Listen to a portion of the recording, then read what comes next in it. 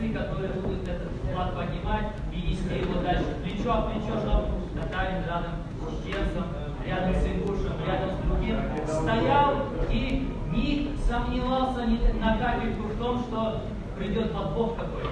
А верил в него так, как верит всегда, и был готов ради своего брата пасть и идти на любую ситуацию. Поэтому, братья, еще раз говорю, если мы здесь принимаем решение, мы его приняли, иншаллах, только по тем нормативам, которые нам установлены шариатом.